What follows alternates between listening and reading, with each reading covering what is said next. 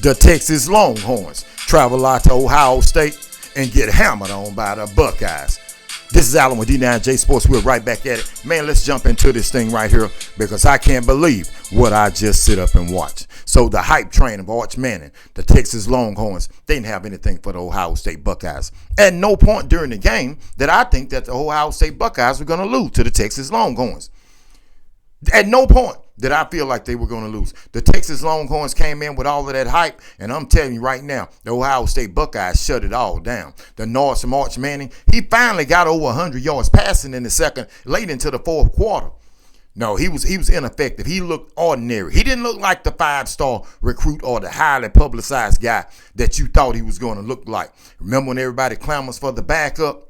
Oh, yeah, and then once you get the backup into the lineup, you see what happens. But I'm telling you, the Ohio State Buckeyes really looked impressive. Hell, to me, they looked damn near close as they did last year. They just picked up where they left off. Their young quarterback, Julian saying, the young man played some football. He was effective. He was not turning the football over. And I tell you what, man, I like what I seen from the Buckeyes. I definitely like what I seen from the Buckeyes. I think that they're on the right path. And once their offensive line plays some great football. And that defensive line, the Texas Longhorns really didn't have anything for them. On occasion, they could run the football. But overall, they didn't really have nothing for the Ohio State Buckeyes. Steve Sarkisian. I'm going to do a show a little later on Steve Sarkisian and Coach Prime because this is unacceptable, Coach.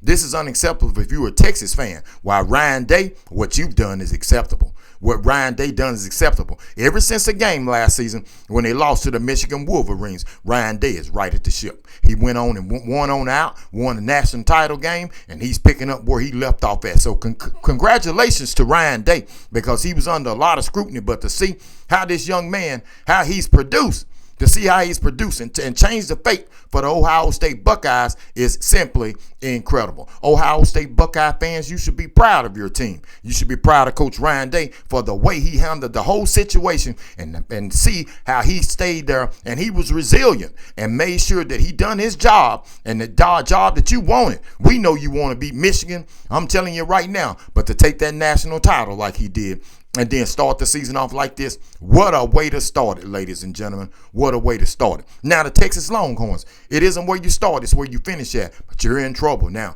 because if you fall again, you won't be going to another championship game. You will not. You will not. The Texas Longhorns and Arch Manning, I just don't see it. I just do not see it. I do not see it. I'm sure he has the potential, but remember, once they put the backup in, you're the starter. It's different. Now, that's one hell of a game. That's one hell of a game to start. But I can't use that as an excuse because the quarterback for the other team, the Ohio State Buckeyes, Julian saying that was his first time starting a football game. That was his first time starting the game, and you saw how that young man looked. He looked paused. The pressure didn't bother him too much. The stage wasn't too big. There's only really one bad mistake that I seen him make, and that was down at the end of the game when he threw the ball out of bounds. They were trying to run the clock out, and he threw it out of bounds instead of just sliding and let the clock run. But overall, I give the young man an A+ performance, while I give Arch Manning a C- to a D. Just didn't do it. Just didn't do it for me. Do not know if the Longhorns, what they're going to do. But I'm telling you right now, it didn't look good for the Texas Longhorns. And I'm telling you what, there are a lot of teams out there that are going to be paying attention. That gives some more hope to you-know-who, the Texas A&M Aggies, because they're going to be waiting for you this year. They're going to be waiting for you. When they're going to be ready when they come out to see you in Darrell Ross Stadium. So everybody out there, be careful. The number 1 Texas Longhorns fall to the number 3 Ohio State Buckeyes. So I tell you what, before we go, you know what time it is. You know what time it is. It's time. It's time to keep this train rolling. If we roll into your station, make sure you jump on. Allen with D9J Sports. We're headed to Florida State to check out Alabama and Florida State. I'm definitely OUT.